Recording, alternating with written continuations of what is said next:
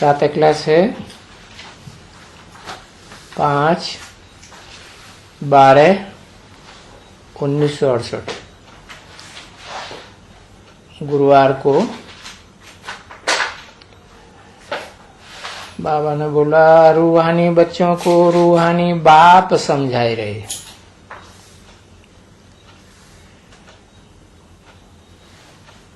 आत्मिक स्थिति में रहने के लिए याद दिलाते हैं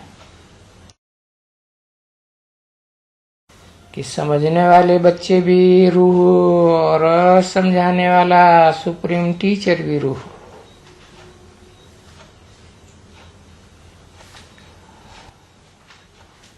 ये क्या बैठ करके करते हो?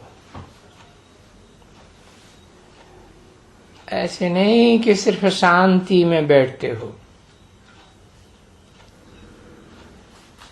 नहीं, अर्थ सहित ज्ञानमयी अवस्था में बैठते हो। ज्ञान है तुम बच्चों को, क्यों बाप को याद करते हो? क्योंकि बाप हमको बहुत बड़ी आयु देते हैं। उनको याद करने से हमारा जो भी पाप है सब कट जाएंगे और हम सच्चा सोना सतो प्रधान बन जाएंगे।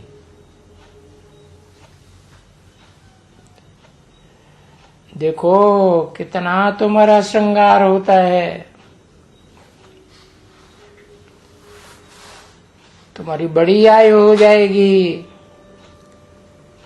तुम्हारी आत्मा कंचन बन जाएगी।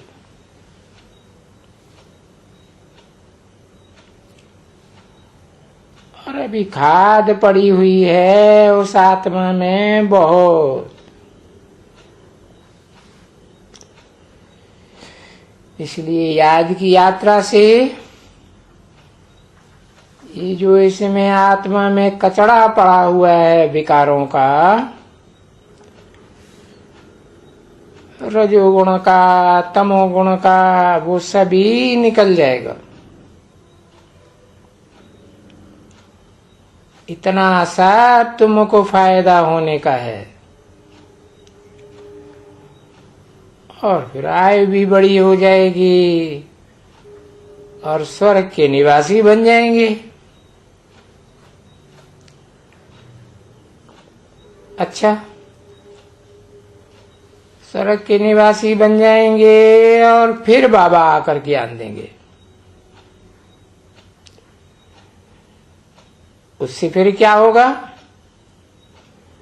बहुत धन मिलेगा, रतन मिलेंगे, तुम पदमा पदम भाग्यशाली बन जाएंगे।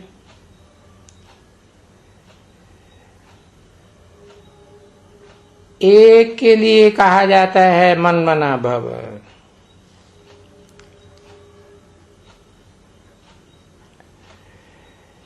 यानी हे बच्चों, माम एकम याद करो।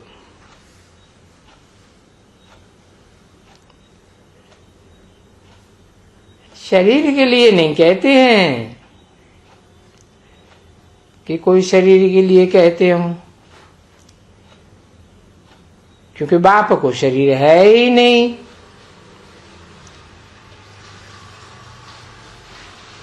असल में तो आत्मा को भी शरीर नहीं है। ये आत्माएं अभी शरीर वाली बनी हैं आत्मलोक से आकर। पुनर्जन्म लेते लेते अभी आत्मा भी पत्थर बन गई है। तो पत्थर से आत्मा को अभी कंचन बनने का है, ठीक है ना? तो इतना सब तुम बच्चों को यहाँ एक तो पवित्र बन रहे हो, जिसके लिए बाप समझाते हैं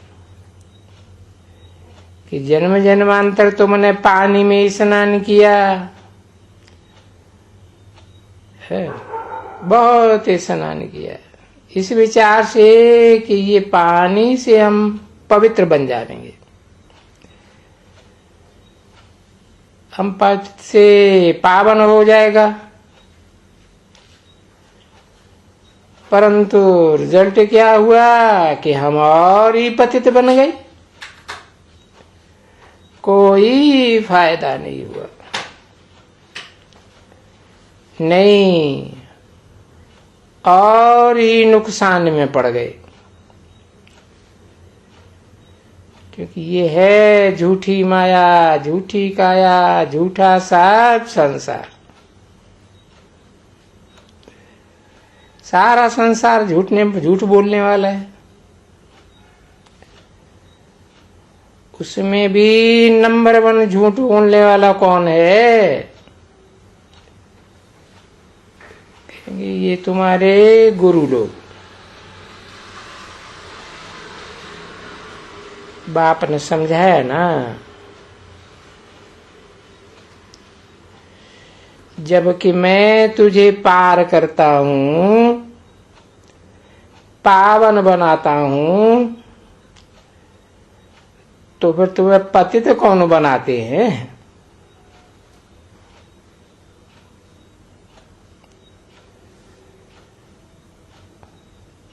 ये बात बाप ही बताते हैं।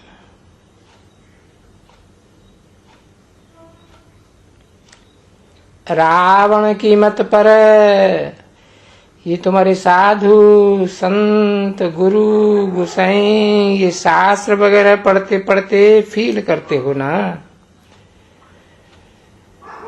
हम कितने समय से इस ख्याल से ही गंगा में स्नान करते आए कि हम पावन हो करके पावन दुनिया में चले जाएंगे। क्योंकि बाप ने समझाया है कि शांति धाम और सुख धाम दोनों पावन धाम होते हैं, और ये होता है रावण का धाम।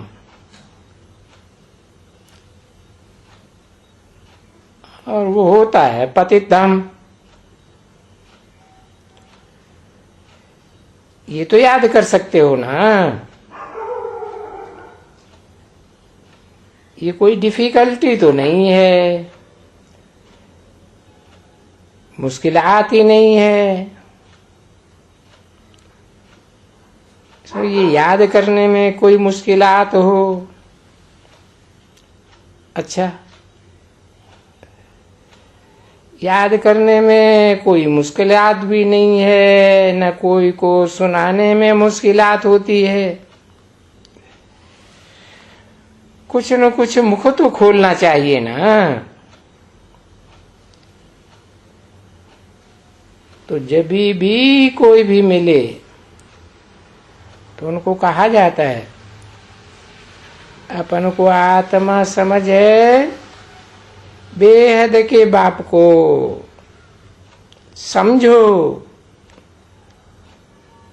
सो समझ जाएंगे झट। क्योंकि आत्मा का बाप है परमात्मा।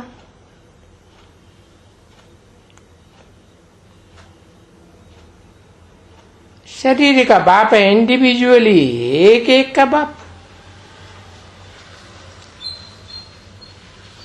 और वो तो है सबका एक ही बाप। और वो दुनिया में होते हैं एक एक अलग अलग बाप।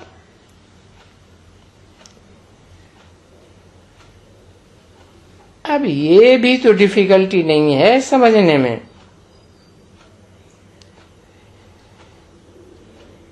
इसमें कोई पढ़ाई स्कूल की वगैरह की दरकार ही नहीं है। नहीं, बाप हिंदी में समझा रहे हैं अच्छी तरह से, कोई दूसरी भाषा में नहीं सुनाते हैं। क्योंकि हिंदी भारत की इस समय में भाषा है, देखो सभी बुलाए करके बोलते हैं हिंदी में बोलो, हिंदी में बोलो। तो देखो बाप पहले से ही आकर के हिंदी में ही बोलते हैं।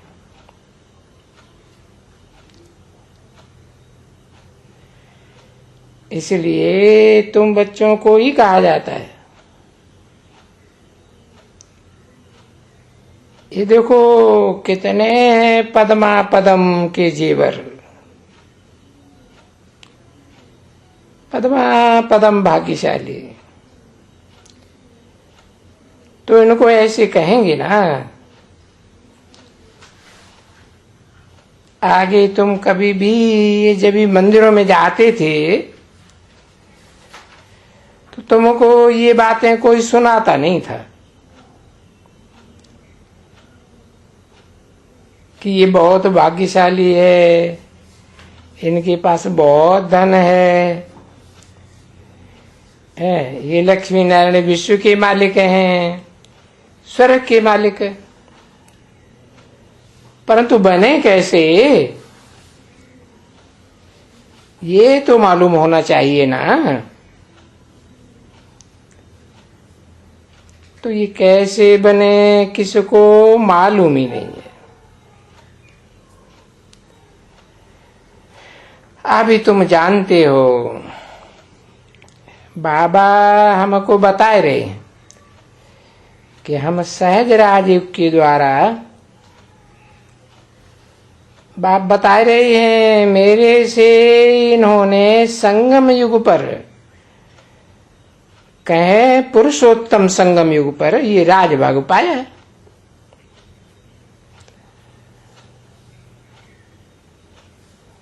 और तो कोई भी युग को पुरुषोत्तम संगम युग नहीं कहा जा सकता है, क्योंकि और कोई युग में तो पुरुषोत्तम नर से नारायण बनते ही नहीं है।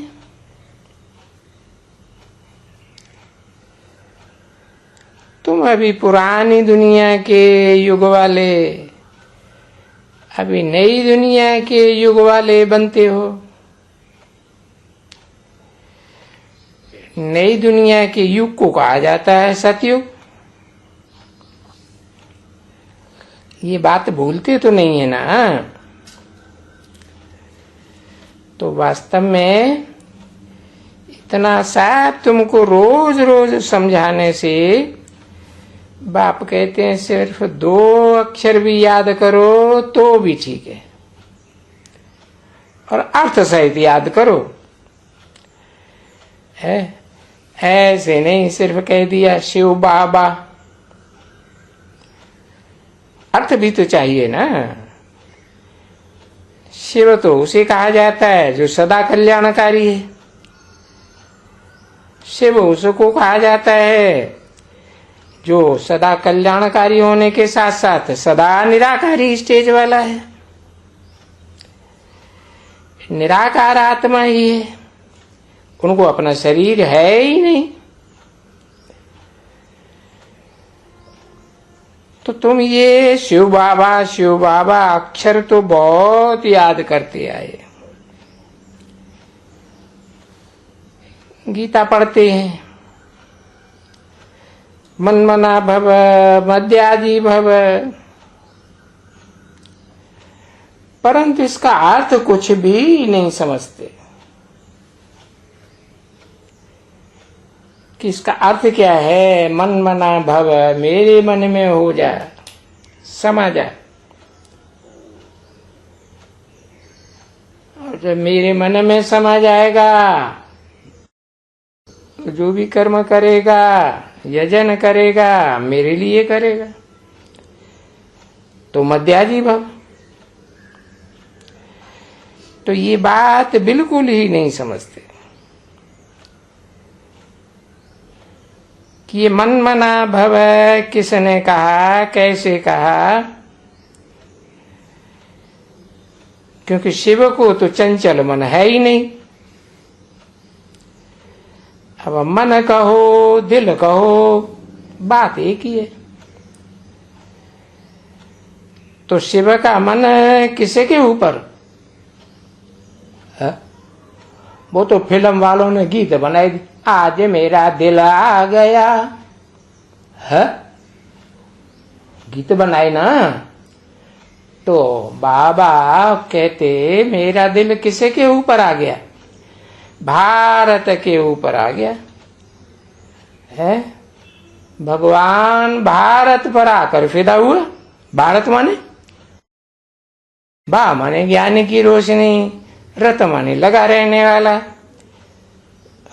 जन्म जन्मांतर उसका यही धंधा है। तो उसके साथ ये बात आती है मन मना भव। तो देखो गीता में तो साफ अर्थ भी लिखा हुआ है, मामेकम नमस्कुरु,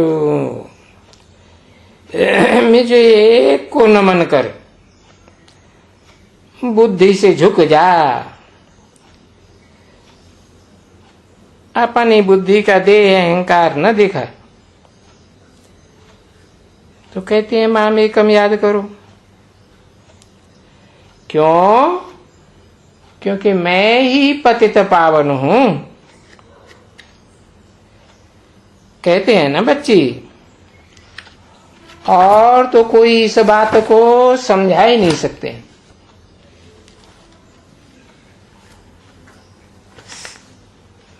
कि मैं पतित पावन हूं। कैसे पतित पावन हूं?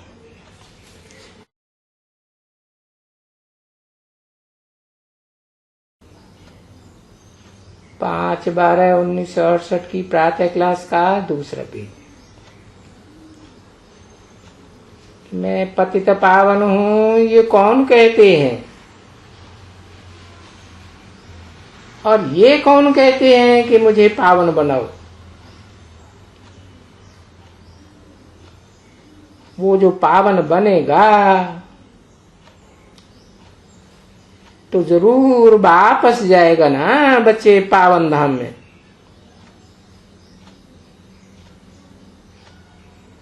तुम आत्मा जब आए हो वहां से तो सत्व प्रधान थे, पीछे पुनर्जन्म लेते लेते इंद्रियों के सुख भोगते भोगते तमो प्रधान बन गए।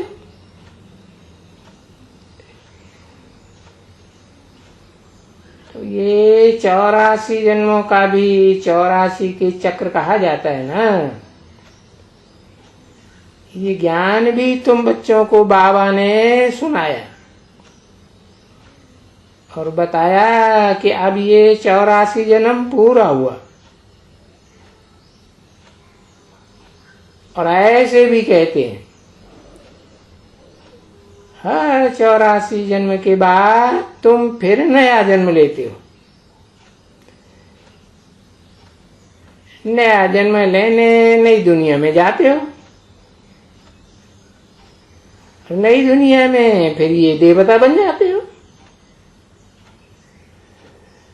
अभी तो तुम बच्चों को हरेक को ये तो जरूर है कि बरोबर हम 84 जन्म कैसे लेते हैं।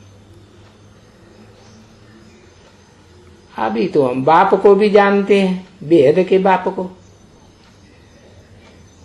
और ये जो 84 जन्मों की रचना है उसको रचना को 84 का चक्कर कहा जाता है। तो 84 के चक्कर को भी जान गए और बाप को भी जान गए। तो देखो अभी तुम आस्तिक बन गए। बाप ने बताया जो बाप को जानते हैं वो आस्तिक, और जो बेहद के बाप को नहीं जानते वो नास्तिक।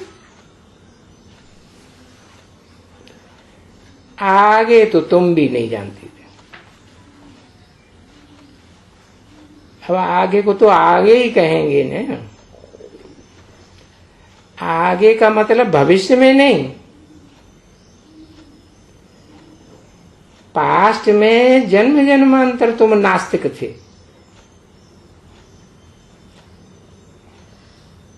है? कौन कौन से युगों में नास्तिक थे? है?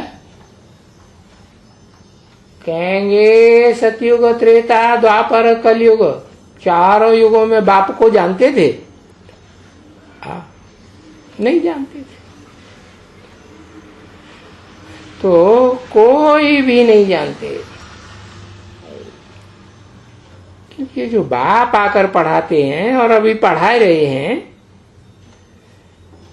और पहले तो कोई भी नहीं जानते थे। और तुम बताते भी हैं, जाओ कहाँ भी जाओ, ये बात जो बेहद का बाप समझाते हैं, कोई नहीं दुनिया में समझाएंगे। तो बरोबर समझना चाहिए ना कि भाई तुम्हारा भी श्रृंगार कौन कर रहे हैं, है? कौन कर रहे हैं?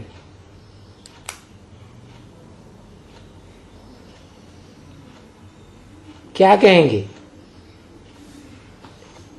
है? कौन कर रहे हैं और कितने कर रहे हैं? एक श्रृंगार कर रहा है। बाप ने कहा दोनों तुम्हारा श्रृंगार कर रहे हैं ना बच्चे? बच्चे कहेंगे बाबा श्रृंगार कर रहे हैं।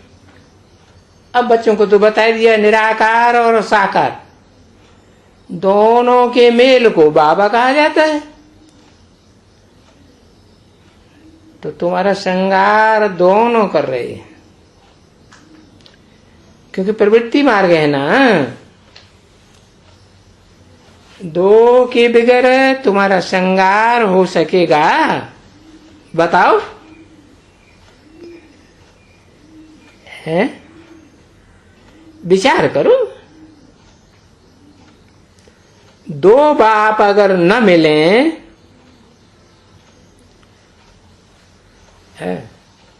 एक ही शरीर में दो बाप, बेहद के दोनों बाप न मिले, तो शिव बाबा कैसे कहा जाएगा और कैसे श्रृंगार करेंगे तुम्हारा?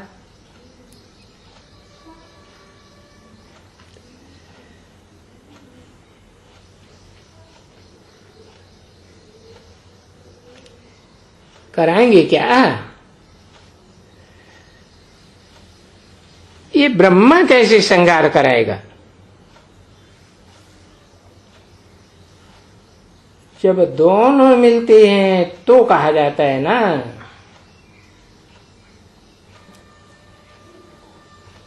मत्तो 12 है,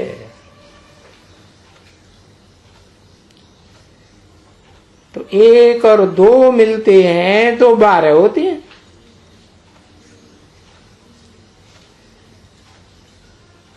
तो एक भी तुम्हारा श्रृंगार नहीं कर सकता। न साकार मनुष्य सृष्टि का बाप तुम्हारा श्रृंगार कर सकता है अकेला, और न अकेला आत्माओं का बाप तुम्हारा श्रृंगार कर सकता है।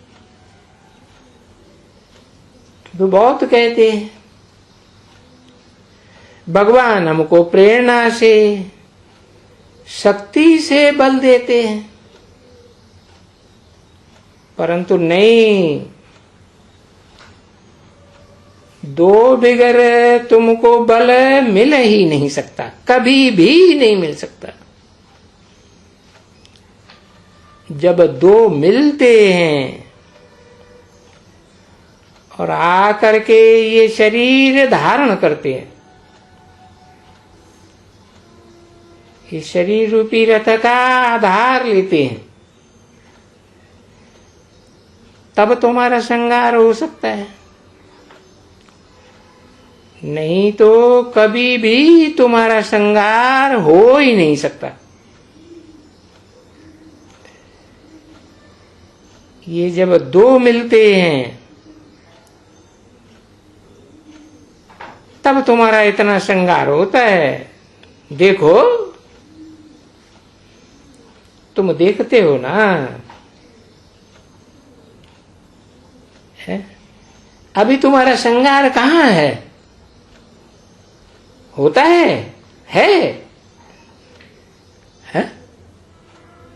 अभी तुम्हारा श्रृंगार है या नहीं है? है। अपनी शकल तो देखो, अपनी चलन तो देखो, है? सभी को देखो, एक की बात नहीं। टट्टू देखो, इन टट्टुओं को। टट्टू माने घोड़ा, वजन ढोने वाला है। ये गौशाला का वजन ढो रहा, वो गौशाला का वजन ढो रहा, इनका वजन, अपना वजन, घर वालों का वजन, लौकिक का, अलौकिक का, पारलौकिक में तो वजन ढोने की बात ही नहीं। हाँ, ये तो जानते थे कि हम बरोबर वैश्यालय में डूबे पड़े थे, गटर में पड़े हुए थे, समझा ना। और अभी भी देखो, अपनी मनसा को देखो, गटर में डूबने के लिए कितनी कोशिश करती है। बाबा तो भेज देवे एकदम स्वर्ग में,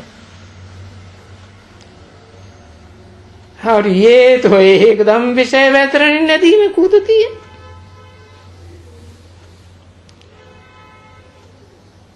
वो है ना किताब गरुड़ पुराण, जिसमें लिखा है वैसे विषय वैतरणी नदी। तो ये समझते हैं, सुनते हैं, कान से सुनते हैं, देखो सब सुनते हैं। और ये सभी सुनते हैं, सभी यंगस्टर्स सुनते हैं। जब बोलो बाबा हमको स्वर्गधाम ले चले हैं, ड्रामा के प्लान अनुसार, समझे ना बच्चे।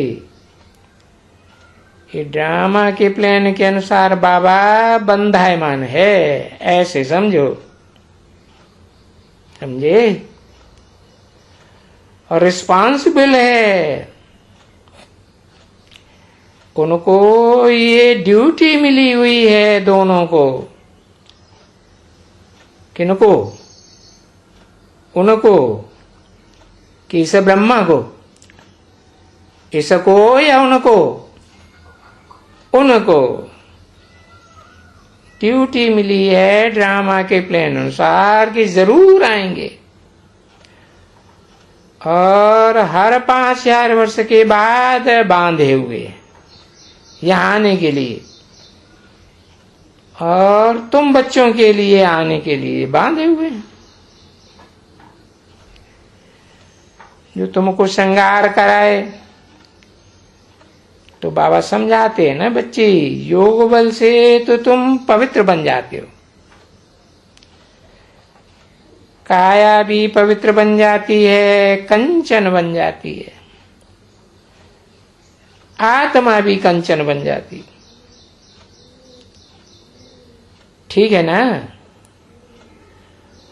और फिर रावण के राज्य में वो छीछी हो जाते हैं, बिल्कुल ही छीछी। तो श्रृंगार देखो, ये तुम्हारा साक्षात्कार होते हैं कि हम ऐसे बनेंगे। कैसे? जैसे ये लक्ष्मी नारायण। ओम शांति।